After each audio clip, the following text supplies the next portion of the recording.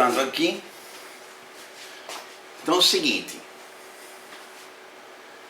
queremos repetir o feito para funções de uma variável, queremos repetir esse feito, que uma função é diferenciável, uma função f de i está contida em R, a valores em R, ela é diferenciável no ponto x0, se o limite quando h tende a zero, de f de x0 mais h, menos f de x0, menos a vezes h, dividido pelo módulo de h, isso é igual a zero. A gente quer repetir isso para o caso de uma função a priori de um ômega está contido em R2 a valores em R. Ômega é um conjunto aberto. Ok? A gente quer repetir isso. Então, o que a gente vai fazer? A gente vai ter a seguinte definição.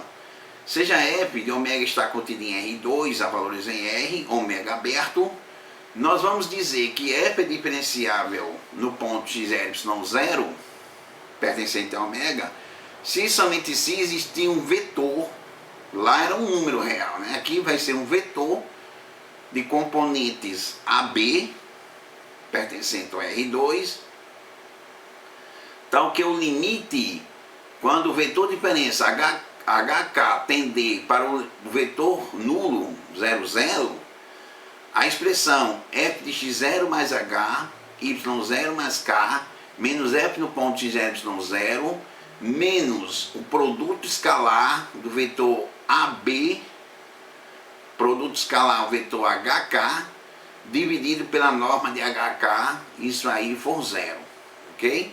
Nós tivemos que o limite quando HK tende para 0,0, de f de x0 mais h, y0 mais k, menos f no ponto x0, y0, menos o produto escalar do vetor AB, produto escalar o vetor HK, dividido pela norma de HK, isso aí resultar em C0. Pois bem, quando nós estávamos na expressão da reta, quando nós estávamos aqui na reta, uma função na reta, este A que existe, que a gente chamou de f' no ponto x0, ele era um número, ele era um elemento 1 por 1, ou seja, um número real. Ele era 1 por 1, ele era um número real, ele era a derivada da função no ponto x0. Ele é diferenciável no ponto x0 e era a derivada da função no ponto x0. Para a nossa definição de ômega está contida em R2 a valores em R, funções desse tipo, nós observamos que nós temos um vetor AB. Então a pergunta é, em analogia ao que ocorreu com a reta, será que esse vetor AB, as suas componentes A e B, não seria a derivada parcial da f no ponto x0 e a derivada parcial da f em relação a y no ponto x0, ou seja, o A seria a derivada parcial da f com respeito a x no ponto x0 e o B seria a derivada parcial da f com respeito a y no ponto x0. Isso é bem conveniente, porque já que na reta o A ele era a derivada da função no ponto, então como nós temos uma função de R2 em R, ou de um aberto de R2 em R, então a minha derivada seria o quê? Um vetor, em vez de ser um vetor 1 por 1, como aconteceu nas funções reais, seria um vetor 1 por 2. 1 a dimensão do espaço de chegada, 2 a dimensão do espaço de saída. Então seria um vetor que tem uma linha e duas colunas.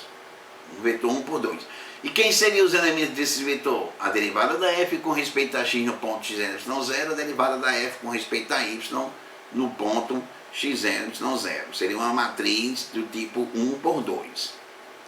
Então, esse vetor é o que nós vamos chamar aqui, ou definimos aqui, de vetor gradiente.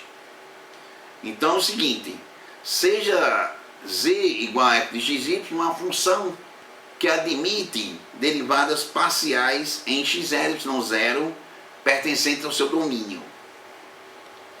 Então o vetor que apareceu lá naquela definição, limite quando hk tende a 0,0, de f de x0 mais h, y0 mais k, menos f de x0, y0, menos o vetor AB, produto escalar, o vetor HK dividido pela norma de HK, igual a zero.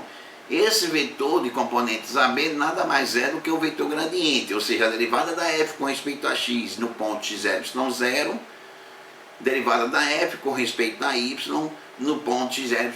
Então este vetor, que é uma matriz de uma linha e duas colunas, vai ser o nosso vetor gradiente, ok? Então ela vai ser diferenciável se existir um vetor, que é o vetor gradiente, de modo que o limite quando hk tende para 0, de f de x0 mais h, y0 mais k, menos f no ponto x0, menos o vetor AB, que seria a derivada da f com respeito a x no ponto x0, e a segunda componente do B seria a derivada da f com respeito a y no ponto x0, produto escalar o vetor hk, dividido pela norma de hk, do vetor hk, isto aí é zero. Então nós temos o seguinte resultado: se f está contido em R2 a valores em R for diferenciável em x0, y0 pertencente a ômega, então f será contínuo no ponto x0, Então aquele resultado do cálculo 1, quer dizer, diferenciabilidade garante continuidade. Agora continuidade não garante diferenciabilidade. Ou seja, se a função ela for diferenciável, então ela é contínua. O que a gente pode dizer é o seguinte, que se ela não for contínua, menos ainda ela vai ser diferenciável. Então, diferenciabilidade garante continuidade, mas não é verdade que continuidade garante diferenciabilidade. Ou seja, diferenciabilidade é uma característica mais forte, é uma propriedade mais forte das funções. Então, se f está contido em ômega, se f é uma aplicação de ômega, está contida em R2 a valores em R, se ela for diferenciável no ponto x0, se ela for diferenciável no ponto x0, o que significa dizer que ela é diferenciável no ponto x0? É que existe o vetor gradiente, né, do del f del x no ponto x0, del f del y no ponto x0, de modo que o limite, quando o vetor hk tende para o vetor nulo, de f de x0 mais h, y0 mais k, menos f de x0, menos o gradiente da f, o produto escalar, o vetor hk, dividido pela norma de hk, isso aí é igual a zero. Então, se ela é diferenciável, isso aí acontece, portanto, ela vai ser uma função contínua no ponto x0. Então, diferenciabilidade garante continuidade, mas continuidade não garante diferenciabilidade. O que você pode dizer é o seguinte: se a função não é contínua, menos ainda ela pode ser diferenciável, ok? Um outro resultado é o seguinte: seja f de ômega está contida em R2 a valores em R, ômega é um conjunto aberto, e x0, y0 um ponto de ômega.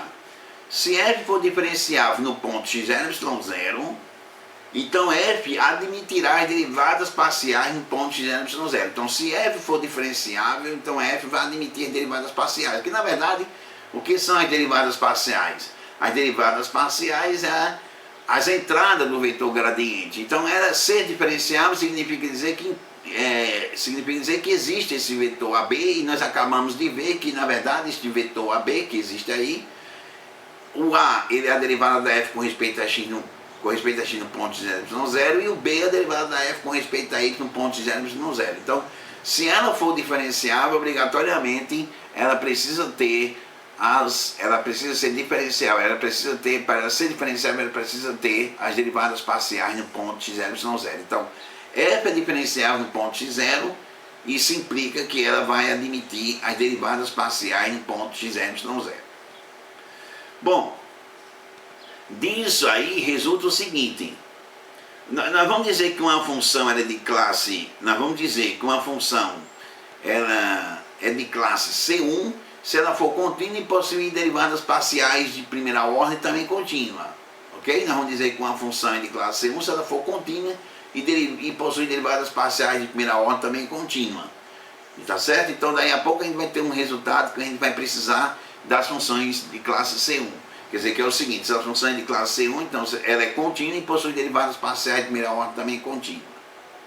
Bom, o corolário seguinte, ele vai dizer o seguinte: é um caso particular do teorema 4, é o seguinte: seja f definido um aberto ômega está contido em R2 e seja x0, y0 pertencente a ômega.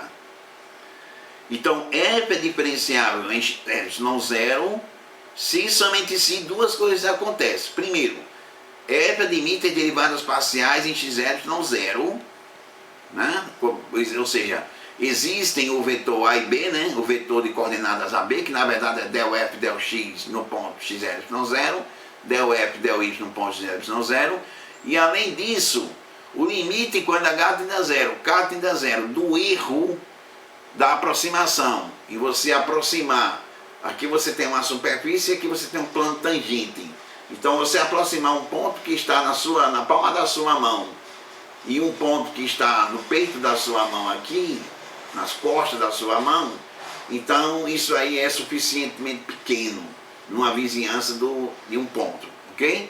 Ou seja, o limite quando hk tende para 0, 0, do erro de hk dividido pela norma de hk é igual a 0. Na verdade, o erro de hk é a diferença de você tentar aproximar uma função por um plano tangente, ou seja, o erro de hk é aquela expressão que nós tínhamos. É f no ponto x0 mais h, y0 mais k, menos f no ponto x, y0, menos o gradiente da f no ponto x, y0, produto escalar, o vetor diferença. Ok? Então nós vamos dizer que f é diferenciável em U está contido no seu domínio se for diferenciável em todos os pontos de U. Então f é diferenciável em U está contido no domínio da f se ela for diferenciável em todos os pontos de U. Quando eu digo que f é diferenciável, não aborda esse conjunto U ou esse subconjunto do domínio. Quando eu falo simplesmente que f é diferenciável, então eu estou dizendo que ela é diferenciável em todo o seu domínio. Qualquer que seja o ponto do seu domínio, x, y0 pertencente ao seu domínio, a expressão, o limite quando h tende a 0, k tende a 0, de f de h mais k, f de x mais h, y mais k, menos f de x, y0, menos o gradiente da f no ponto x, y0, produto escalar o vetor hk, dividido pela norma de hk, isso aí é 0, ok? Então, dizer que ela é diferenciável significa dizer que ela é diferenciável em todo o seu domínio. Ou se ela tiver um subconjunto do seu domínio onde ela é diferenciável, a gente vai dizer U está contido no domínio da f é um conjunto onde a função U possui derivadas parciais.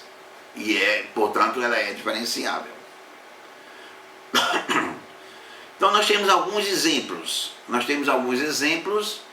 Que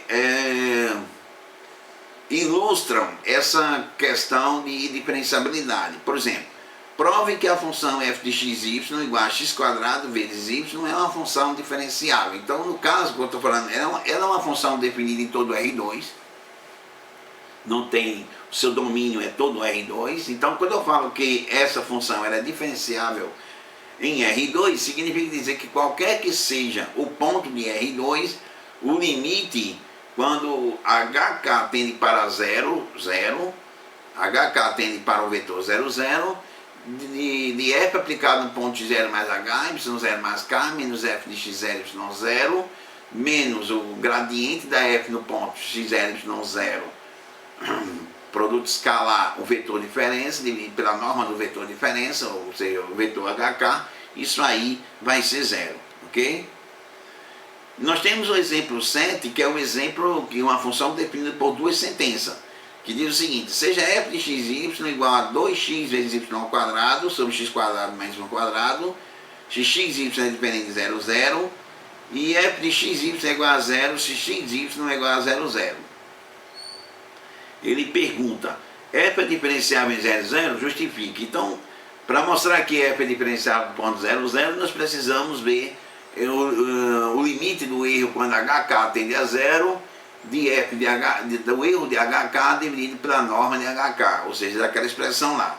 O mais importante é o seguinte: primeiro a gente tem que ver como é que está no ponto 0, 0, é um ponto problema. Nós temos que ver, no caso aqui, se as derivadas parciais no ponto 0, 0 existem, porque se as derivadas parciais no ponto 0, 0 não existirem, pelo teorema 4 você vai logo entender que essa função ela não é diferenciável no ponto 0, 0.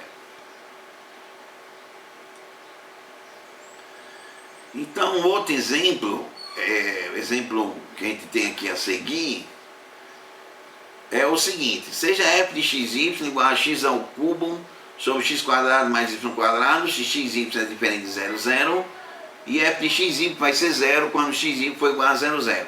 Ele pergunta novamente, f diferenciável no ponto 0, 0, justifique. Ok?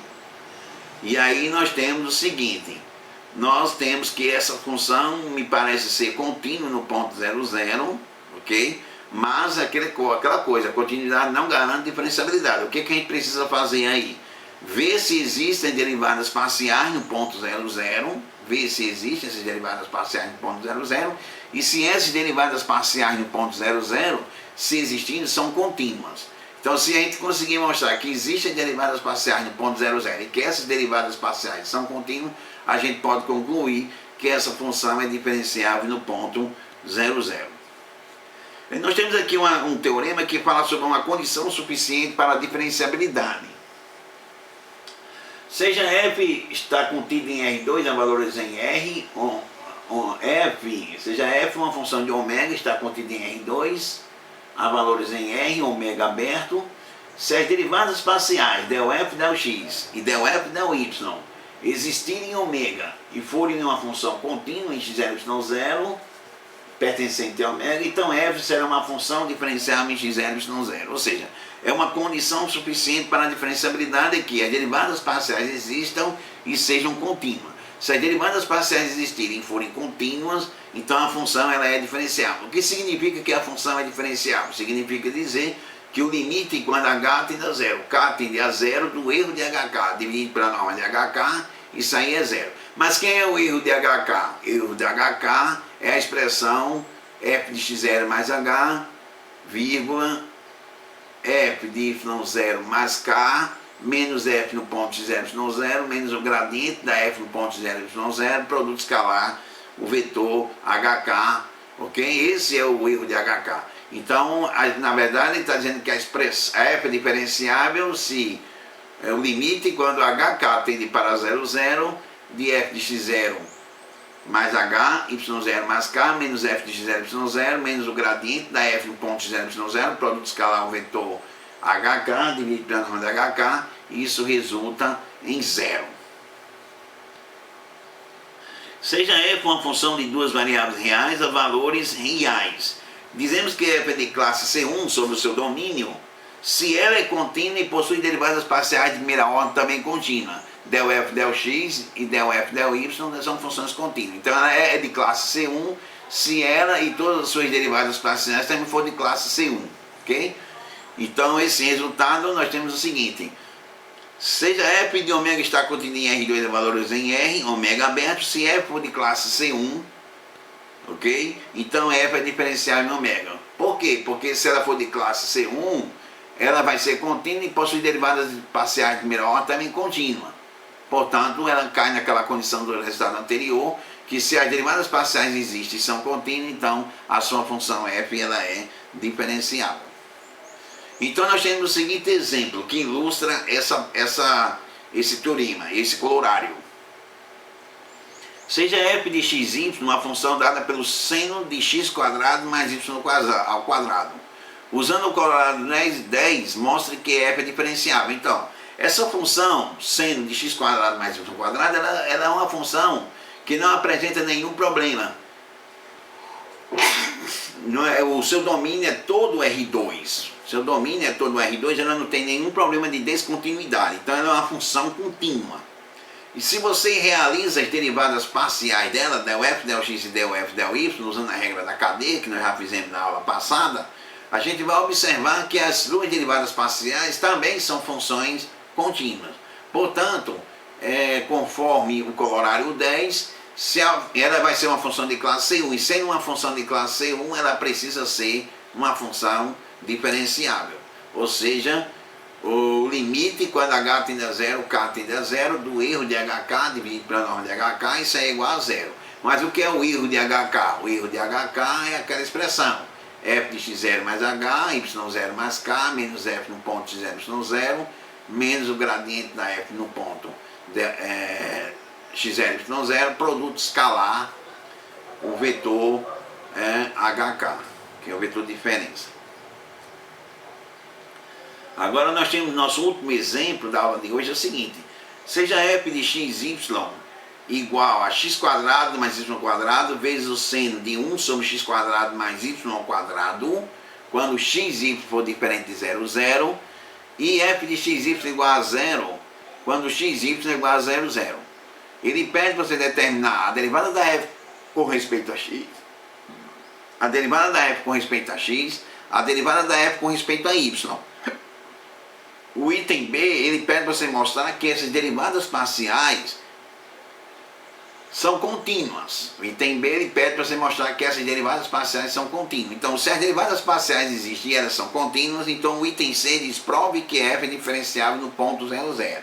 Então, isso, se você mostrou que no item A você mostra que as derivadas parciais no ponto 0, 0 existem. No item B, você mostra que essas derivadas parciais são contínuas. Então, o item C, você conclui do corolário 10, né, que essa função é diferenciável no ponto 0, 0. Aí, como o ponto 0, 0 é o seu único ponto problema, que poderia gerar algum tipo de problema, e ela é diferenciável no ponto 0, 0, você pode concluir que ela é diferenciável em todo o R2, ou seja, isso é o item D, né? Prove que f é uma função diferenciável. Alguém falou que quando a gente fala que uma função f é diferenciável, a gente está dizendo que ela é diferenciável em todo o seu domínio. Qualquer que seja o ponto do seu domínio, nós temos que o limite, quando h tende a 0, k tende a 0, do erro de HK dividido pela norma de HK, isso aí é igual a 0. Então, ficamos hoje por aqui, e depois continuamos com vocês, ok? Muito obrigado.